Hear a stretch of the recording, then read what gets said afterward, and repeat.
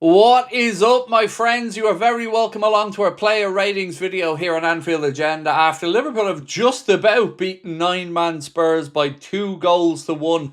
A result that pushes Liverpool up into 5th place in the Premier League table behind Chelsea just on goal difference. But let's be honest, we still have plenty of questions. I'll never complain about a win, but I do think there's some performance issues that we need to go through, and that's what we'll do over the next few minutes. If you haven't joined us before, this is what's going to happen. I'm going to give the referee, the players, the substitutes, and our manager all a score out of 10. You'll see 2 scores on every player card. The upper right-hand corner is the Anfield Agenda audience score, and the large square in the centre is mine. If you'd like to submit your player ratings moving forward, make sure you're signed up to the Anfield Agenda WhatsApp. You will see a link for that in the description of this video. And for now, I'm going to get straight into it. But we will have a podcast episode out tonight as well. Myself, Connor and Chris are going to sit down and record that. Hopefully, as you're enjoying this video, that'll be out at about 10:15, and there'll even be a 1 a.m. news video. For now, though, let's get cracking with the scores. So, the referee, John Brooks, I think he didn't keep control of that game. But I also think, in fairness to him, that Spurs were just dirty today out there. And that's the word I was used. There were some cowardly challenges out there that were intentionally late, some of them reckless. And if Spurs have any complaints today as the fan base, it should be at their own players, because Simon's red cards was stupid, and Romero, I don't even know what to say. So they got those decisions right, but I do think that John Brooks missed a lot in the game and didn't stop a head injury or two when it needed to be. But all in all, I'm giving him a score of 6, and the audience have gone for a score there of 5.4. Next up, we move on to Alisson Becker, who I think did quite well today, specifically at the end when he was dealing with crosses, low and high, coming into the penalty area. I don't think he was in any way responsible for the Spurs goal or the finish into the corner. So for me, I'm happy enough with Alisson today, and I've given him a score of 7.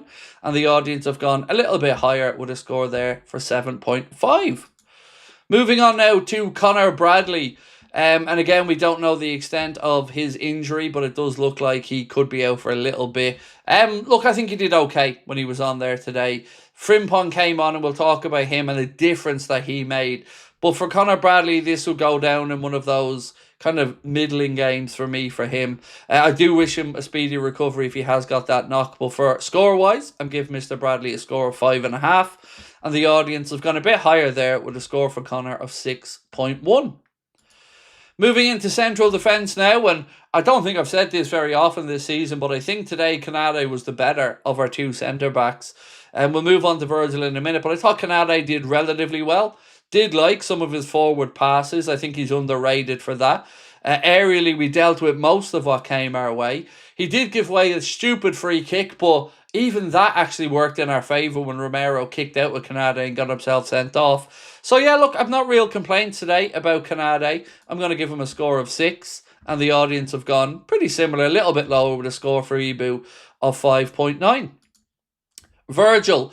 A swing and a miss, a thin air kick, and another brain fart moment for our captain in the penalty area, which only adds to the stress at the end of the games. He needs to start leading that back line better in these type of games. Too often we're going 2-0 up, and it's life and death at the end of it. Too often we're panicky at the end of games. Today was against 9 men. And I just don't think Virgil was anywhere near the levels we know he's capable of. So like I said, I think Canade was the better centre-back today. So for Virgil, I'm giving him a score of 5. And the audience have gone higher there with a score of 5.9. But don't forget, he missed the clearance by about a foot. That was shocking. Next up, Milos Kerkez. It wasn't a good performance today from him. It wasn't. He was rightly praised for his last performance. Today, he looked, again, a bit more erratic. I don't know if this was under instruction or not, but there was nowhere near enough width being provided today. And I just think Kerkez looked more panicky than I'd like him to. So, again, he is progressing. I'm seeing it. But today, I wasn't overly impressed with him. So, I'm giving him a score of 5. And the audience, again, I've gone a little bit higher with a score of 6. For what it's worth, I think the audience are being a little bit too generous with some of these scores because we won. But I suppose that's to be understandable as well, isn't it? Or that is understandable. Ryan Gravenberch, he was okay in the middle of the park. I still think we are nowhere near as solid in there as we'd want to be, particularly with the amount of midfielders we had on the pitch today at the start. And I do think, again, look, lots of good attributes, particularly in possession. Not strong enough defensively, but again, panicky mode at the end of the game, and that doesn't go unnoticed for me. So I'm going to give him a score of 5.5. And again, the audience has gone a bit higher than me with a score for Ryan Gravenberch today of 6 out of 10. Next up, Dominic Szoboszlai. Even him today, who has been by far and away, I think, our biggest and best performer this season, was your Standard Chartered Player of the Month as well for November. I thought Dom was okay today. Some of his near post crossing needs to stop hitting the first man. Some of the other stuff, great. Always full of energy. Always putting in a shift for the team. And there is a lot to love about Dominic Szoboszlai. But for all the victories we've had, and it's now 4 wins in the last 6, unbeaten in the last 6, I still don't think we look convincing. But Dom has been a bright spark this season. It's a 6 for me for Dom today, and a little bit higher, a 6.6 for the audience. McAllister. So, to single out 3 players today that I thought were particularly poor, it would be Curtis Jones, Alexis McAllister, and Milos Kerkez. And I don't know what it is about Macca this season, but he's just playing like he's fatigued. I don't like him in the more advanced role that Ireland's been using him in, and I just don't think we're seeing anywhere near the best of him. We know what he's capable of. We've seen it season in, season out. But this season, he just seems to be playing with the brakes on a little bit. So for me today, I'm giving Macca a score of 5. And the audience gone, again, a little bit higher than me with a score there for Alexis of 5.5. Moving on now to a player that I think me and many others have rightly been praising because he has been really good over the past 6 weeks to 2 months. I've appreciated him in front of camera, in fessing up the situations and talking about the Salah situation. But today, it felt like a little bit more of the old Curtis Jones, hanging on to the ball. He got caught in possession at the end of the game that created Spurs another chance that, could have got an equaliser from or a goal from. And I just think, I'm just putting it down to a bad day at the office today for Curtis because he has been very good for the past few weeks. But like I say, I call these performances as I see them.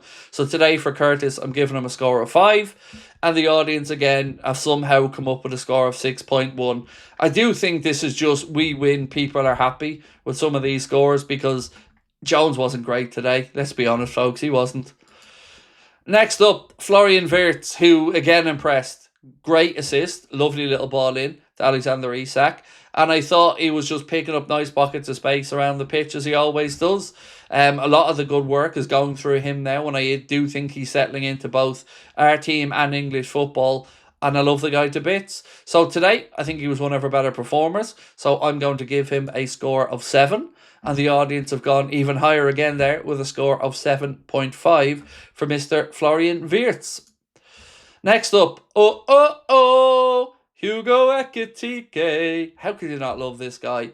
Loved his header today as well. I love that he had Romero rolling around moaning as well. I mean, for a man that's supposed to be a hard man, a Romero, he doesn't half roll around like a child at times, does he? But Ekitike didn't care. He did his job. And he's a handful. I love him. He just gets it. He gets what Liverpool's about. He's endeared himself to the fans. And let's be honest, 5 goals in 3 games ain't too shabby either. So congratulations once again, Hugo. Another great performance, fella. And for me, he gets a score of 7.5. And the audience have gone even higher there with a score of 7.9 for Mr. HUGO Ekitike. Alexander Isak. Now, I must stress that we have no idea what the extent of the situation is with his injury. We don't know as of yet, so we don't want to hazard a guess at it. We hope that it's not bad. But what I do want to say is, very well taken goal, lovely finish, and I would have loved to have seen him on that pitch with HUGO Ekitike for a bit longer. So well done to come on and get the goal. We do, of course, hope for the best outcome with regards to him going off. But I'm going to give him a score of 7 because he was straight into the action and scored. And that's got to mean a lot. And the audience obviously thinking similarly there with a score for Alexander Isak of 7.4. Next up, FRIMPONG really did change the game. when he came on. Really, really did. Gave us natural width, gave us an ability to take on players, and I loved the little bit of work he did for the assistance for HUGO Ekitike's goal. Could have crossed on his right, wasn't there, didn't panic, cut back to his left and floated a beautiful ball into the near post for Ekitike to score. Yeah, really, really impressive. Welcome back from injury, Jeremy Frimpong. If you can keep going like that, fella, that right side position will be yours. So today, I think he deserves all the praise he gets. For Frimpong, for me, it's a 7.5. And for the audience, a 6.6. I don't know, lads, you're confusing me today, because I do think he was certainly one of the reasons why that game turned for us today, and he gave us the width that we needed against the 10 men. But either way, well done and welcome back, Jeremy. Next up, Federico Chiesa, who got his usual garbage time 1 minute from slot at the end, which is just the height of disrespect at this point for Chiesa. Even at a time where our forward options are limited, he's just still not getting a fair rub of the green, is he? Very difficult one to score when he basically just got the 9 minutes of stoppage time. So it's a 5 for me, just because, you know, he wasn't really on the pitch. So how can I really give him much of a score? The audience have gone a bit higher there with a 6.2. Now, you've noticed we didn't put a score in for the 2 substitutes that came on for literally the last minute of stoppage time, because how could we? So we're going straight to the manager here. Look, he's finding ways to get wins, but it isn't convincing. The style still looks far removed from one that any of us understand, and he needs to cut out this 2-goal lead stuff, ending up in panic and chaos at the end of games. It needs to be figured out. He needs to sort out with some set pieces. And most importantly, he needs to make it very clear to the board very quickly that we need a centre-back in the door as soon as that January window opens. So apart from that, I'm not convinced just yet. This feels to me like the start of the season again, where I'm grateful for the fact we're winning games, but I'm in no way convinced by the performances that the team are putting out there or the tactics that he's setting them up with. So for me today, it's a 5.5 for Arna. And the audience, well, they've gone even lower with a score there of 4.8. For what it's worth, we ran a poll where we said, I am slot, in, out, or unsure. And between unsure and out, it was 76% of the vote, with most of it being out. I think it was 51%. So fans still aren't convinced. Results are great. We all appreciate wins, but more needs to come, particularly if we want to be at the business end of some of these competitions. So that is it for the player ratings for now, folks. Anfield Agenda podcast will be coming out later on this evening. Myself, Connor and Chris about to sit down and record that. Thank you to everyone that did join us today. If you've enjoyed this video, you know what to do. Drop a like, hit that subscribe button, and we'll see you real soon. Much love. Bye-bye.